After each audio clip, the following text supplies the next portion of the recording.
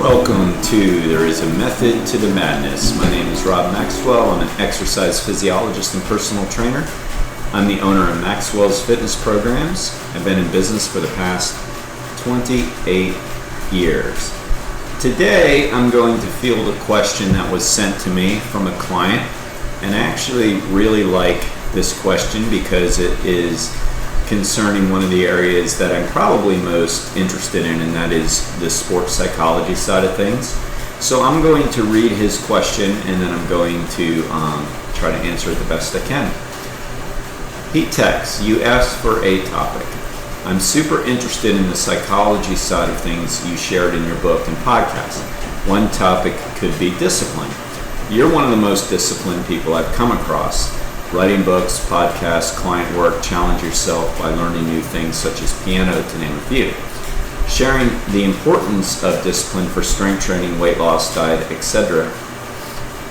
I misput that, but anyway. He goes on, "What are your tips and tricks? What have you learned from other people along the way? Do you constantly think about your end goal to stay motivated, or setting short, medium, and long-term targets? Self-improvements day to day, ? I think that's something you can definitely touch upon and educate, and I think society could be benefit from more self-discipline."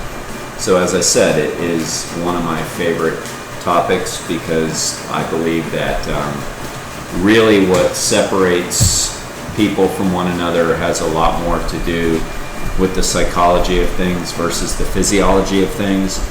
There is no question that genetics plays a role in a lot of different things, from athletic accomplishments to types of physiques to levels of weight loss. Absolutely, genetics plays a role.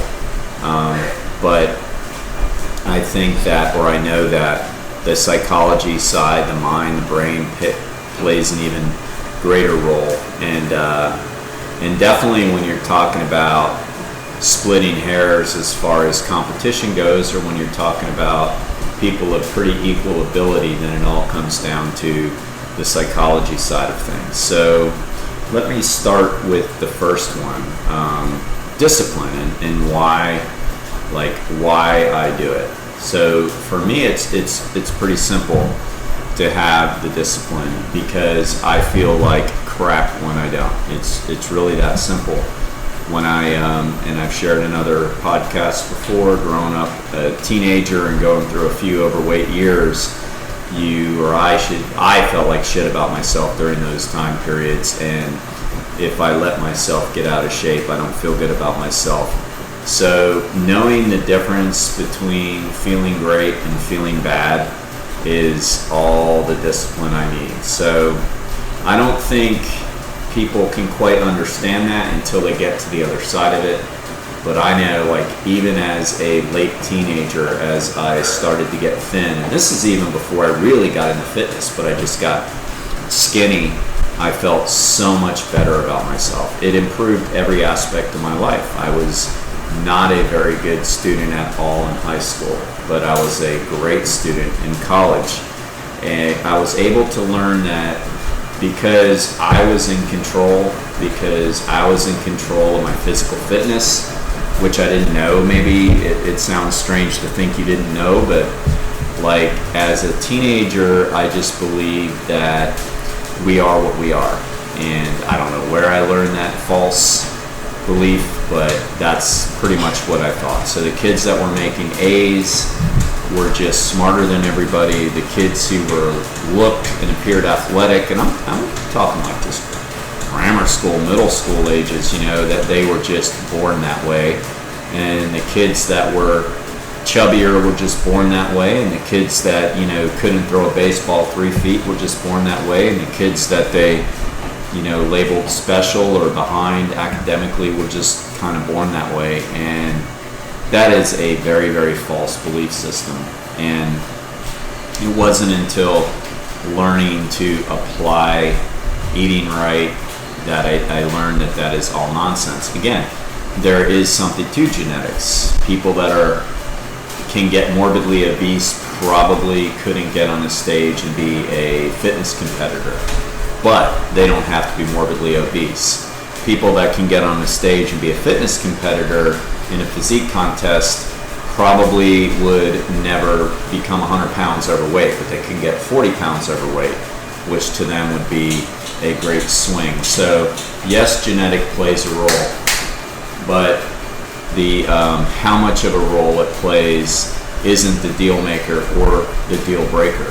So when I say that, I thought we are as we are, yes, I do understand that there are differences among people, but at the same time, we have absolute control. And so getting back to the question, once I learned how good you can feel when you take care of yourself, it was pretty easy discipline.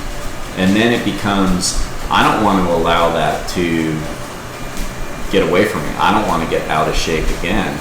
And so not feeling good during the day wasn't something I would want to go through.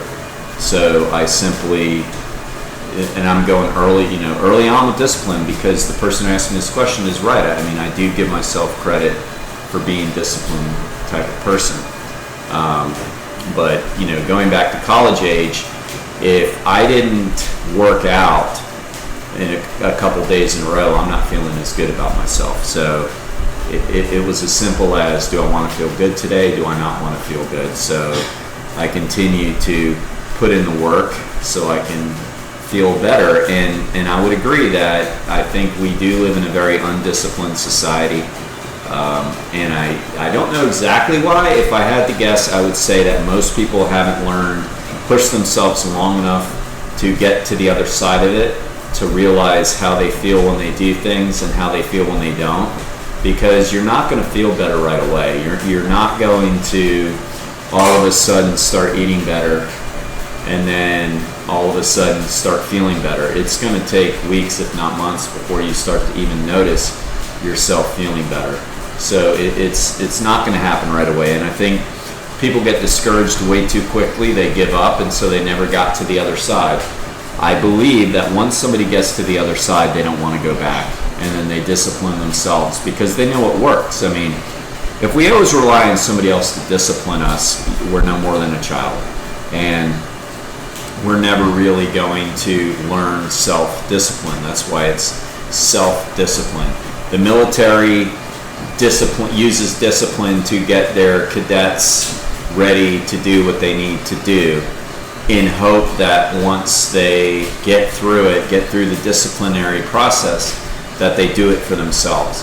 And for the most part, it's been my experience dealing with a lot of ex-military guys that is true, guys and gals, that they come out of the military and they continue to do a lot of the same things they did while in the military, which is get up in the morning and do their exercise, make their bed, things like that. And so it does work, but the military has the advantage of being able to hold on to people long enough to make this transformation. Boot camp you have to get through, and then you have to get through your years. I think people not having the self-discipline maybe try things for 2 or 3 weeks. They're not getting the results they want, so they fall back to their old behaviors. They never get to the other side. The people that I know that get to the other side, that have morphed their body into something they like, morphed their fitness into something they like, they don't want to go back. So it could be swimmers, and for some reason swimmers are really jumping out at me, because I know a lot of people that swam in college, swam in high school, and then swim for triathlons, and if they don't get in the pool every couple days, they feel like moody. They don't like it. They like that discipline of getting up early and getting to the pool. And I'm sure it's true with every sport. Just for some reason, swimmers are really jumping out at me right now, because I've talked to so many that have said, if I don't get there, I'm not feeling good. So it also, I think building self-discipline also is about, getting to the point where the workouts become where you are getting that dopamine increase afterwards. And due to that, you don't feel as good, not only because your self-esteem isn't as high, but your mood isn't as good, and so you discipline yourself to get that feeling of euphoria or close to euphoria versus that feeling of being disappointed in yourself. I mean, I think we all been there when we know we're supposed to get up early to work out, and we've been on a good run, and we've been in a good habit of it for a few weeks or months or whatever, and we miss one, and then for the rest of the day, we're beating ourselves up, going, oh man, I missed my run today. Now I'm gonna have to do it, at the end of the day. It's not gonna feel as good. Now, there are some people, I get it, that are like, they don't give it a thought if they miss their run or miss their walk, because it's just not been ingrained in their life. So the first part of the question, how do you discipline and what are the tricks and tips, is yes, I'll acknowledge it, that I do have a lot of self-discipline. I've always been told that, and I believe it to be true, and I believe it to be an asset that I'm very happy with. How do you get there? I think that number one, you have to be your own boss. You have to know what works. Doesn't mean you can't ask for help. Just because you go to a trainer doesn't mean you're not disciplined. It means that you want somebody to show you the right way to do it, and you want to be pushed. And so I'm a very disciplined person, but I will go and get instruction where I need it. The person who asked the question brought up me learning how to play piano. I love music, and I basically, some of my belief systems, again, have always been that, in the past, you either are or you're not. But, again, so I never took up music because I thought, well, I don't know how to play it. And then I'm like, what? I want to learn. I want to learn to, just be able to play a little bit because I think it's good for my brain. So I disciplined myself to hire a teacher, an instructor that works with me and has helped me a lot. And my discipline is, when she says do the homework every day, 10 minutes a day, I do it. So it doesn't mean you don't ask for help. It means that sometimes being disciplined is asking for help. When I get into good routines of swimming, I like to go to a master swim class because I like to be pushed and I like the structure. Doesn't mean I'm not disciplined. I'll still go to the pool. It means that I'm disciplined enough to know what I need. So discipline isn't always about like asking for help. It's knowing what we need and then simply doing it. And I think the biggest answer to the question is, how do you get there, is you have to get over the top. You have to get to the other side where the good happens. And when that starts to happen, I believe you build self-discipline. If you never allow enough time to go by, you're probably going to struggle. Now, the next part of the question was, how do I stay motivated? Do I set goals? Short-term, long-term? The answer is yes and no. So, I think goal setting is important. I also think that the most important part is the process, though. I think too often I have gotten, I'm speaking in the first person because it was asked to me that way, but I do think there's generalizations here that too often we focus on the end result and not the process. So in other words, if I was going to do a physique show like I did last year, did a couple of them. So yeah, that's an end result. That's a goal. So I'm setting a goal to be able to compete and place in my age group, so to say. In the past or whatever, it could be a triathlon or run, whatever. I mean, I do a lot of different things to stay fit. I don't like to box myself up. I do multiple things that tend to work well together. So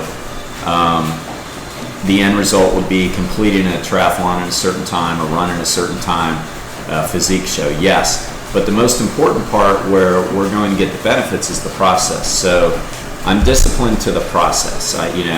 We can't control how we're going to do it. As far as that goes, it kind of cracks me up sometimes that people put so much emphasis on how they place or whatever, like their local runners or triathletes will say, I won my age group. And it's not, I get it. I mean, that's nice. That feels good and everything. At the same time, what does that mean? Does that mean like if a bunch of former Olympic athletes decided to jump in the race you're going to do and they just so happen to be in your age group, and so you finish dead last behind all these ex-Olympic athletes, that you suck? I mean, that's silly, isn't it? I mean, you have the same time, but a bunch of ex-Olympic athletes, which, hey, every so often, these stars do jump in these races. And so if you don't have a good time, or you think you didn't do well because some ex-professional athlete jumped in and beat you, that's really ridiculous. Or on the flip side of that, if you ran a terrible time for you, meaning you were 2 or 3 minutes slower than you've been, you didn't go anywhere near a PR for yourself, but you won your age group, is that really something to feel overly good about? I mean, for me, no. I mean, I've competed a lot in that area before, and if you said, what did you finish at a certain race, like what place, and I've done thousands of races, I wouldn't be able to tell you. Maybe I'd be able to tell you last weekend, that would be about it. But if you said, what's your PR, I'd say, well, in the 5K, it's 1937. And that was well over 15 years ago. So my point is that what matters most to me, is the time, not how I did.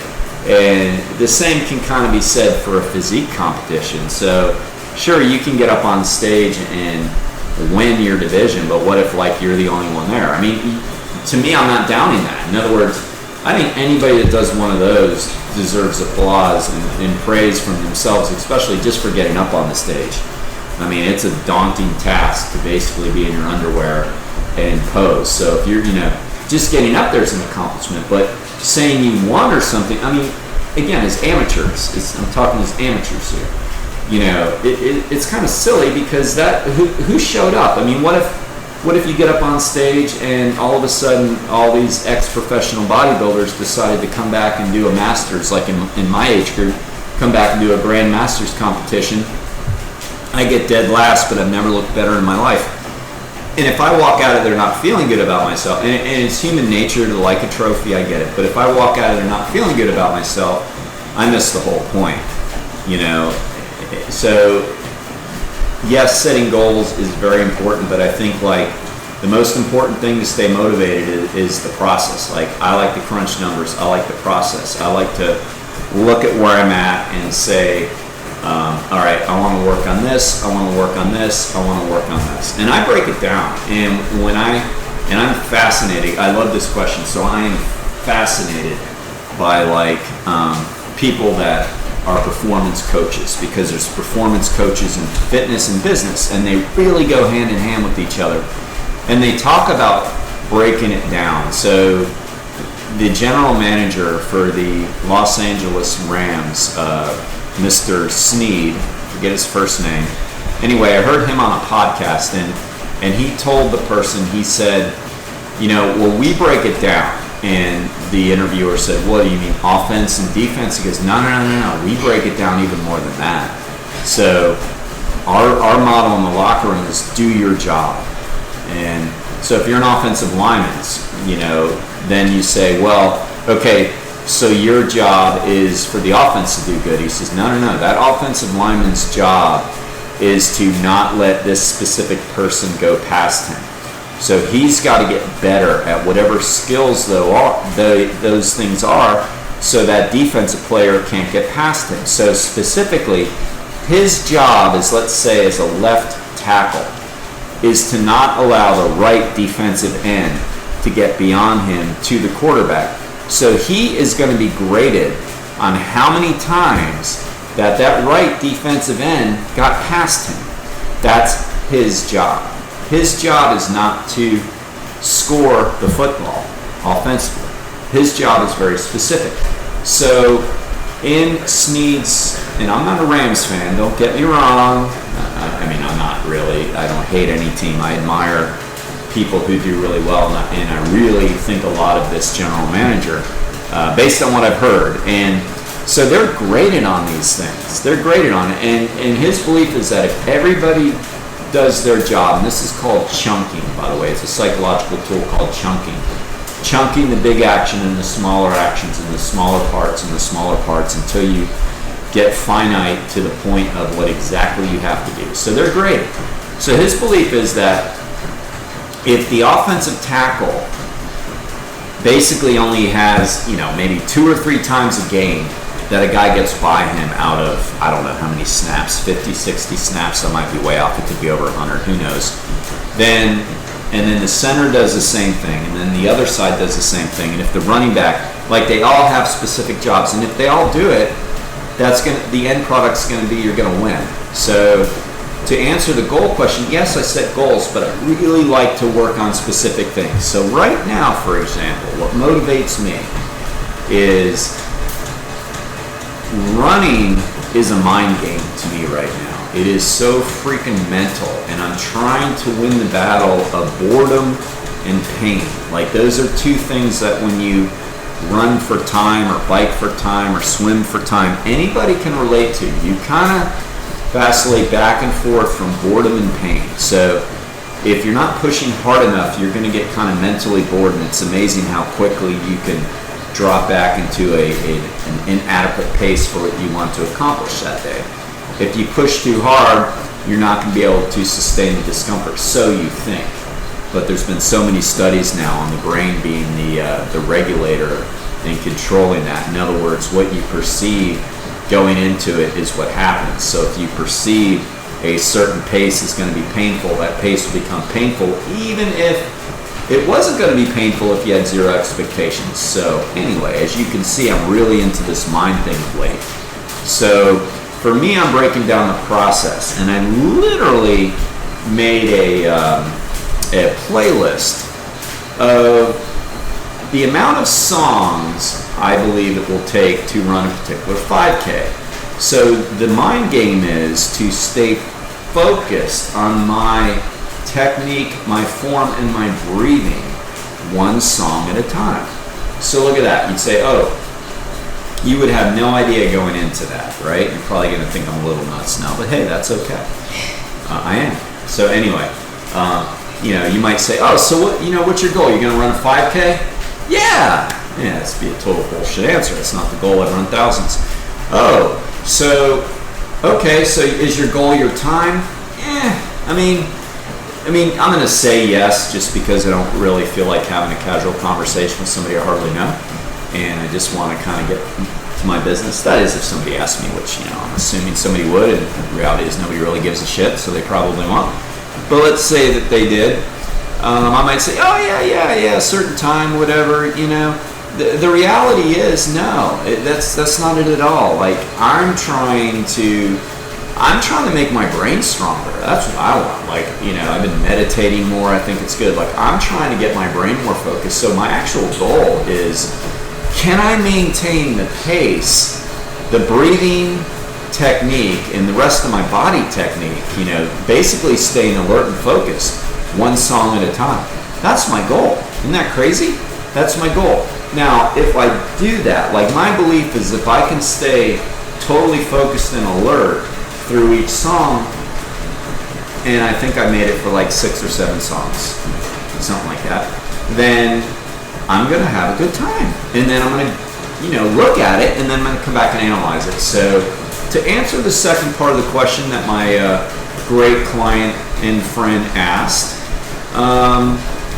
yes, I set goals, but I set process goals. Like I really try to figure out what I need to work on.